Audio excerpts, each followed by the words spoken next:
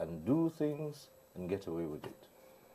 No, it is not that the politicians know the loopholes.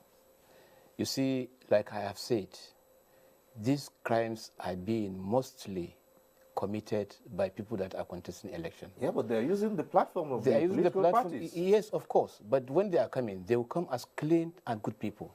It's only when they want to achieve what they want to achieve, they start displaying their own character, which we don't know.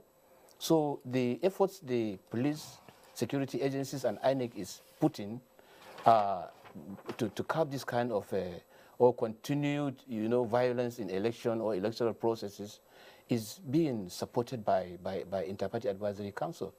That is why whenever there is any election around the corner, we used to carry ourselves to that state or that scene to make sure we go out and sensitize voters the need and importance of having a violence-free election.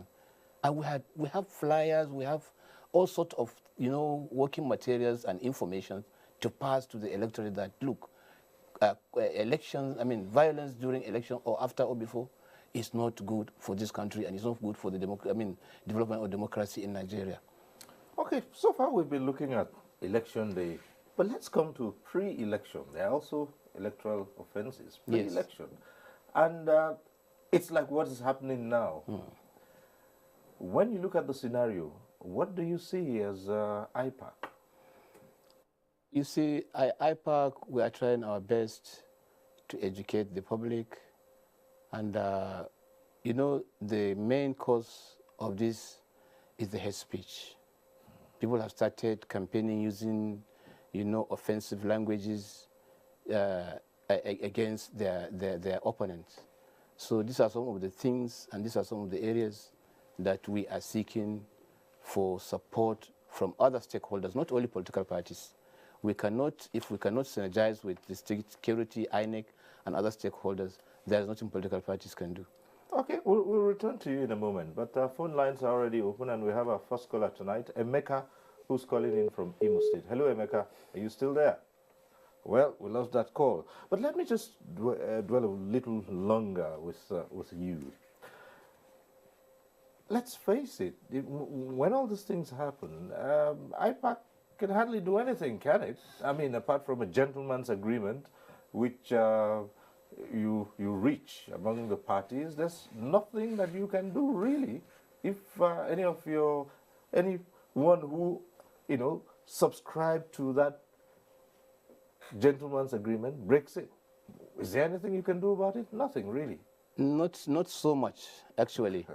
Not so much actually, because we don't have any power to prosecute anybody. Exactly. We don't have power to prosecute, and but we have our legitimate right, to educate voters. Okay, so beyond that, what advice would you give the authorities then? For instance, you see, you gather yourselves around and say, look, we are IPAC, we belong to all the parties. Let's sign a gentleman's agreement and say, look, we'll carry out our campaigns devoid of hate speech. We'll make sure our supporters don't go on rampage. We'll not do this.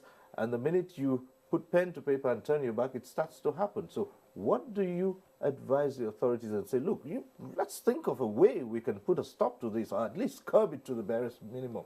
Well, recently we had a capacity building workshop in Abuja here where all the political parties came together and signed a peace accord kind of, where we all agreed that the elections should be violent-free. These are the only things we can do. But I am suggesting if the security personnel can be more proactive, I think we political parties can be giving them information to arrest, offenders. All right. Let's go back to the phones again. This time, Kanu. Hope we can get this call through from Abdullahi, who's calling in from Kanu. Hello, Abdullahi.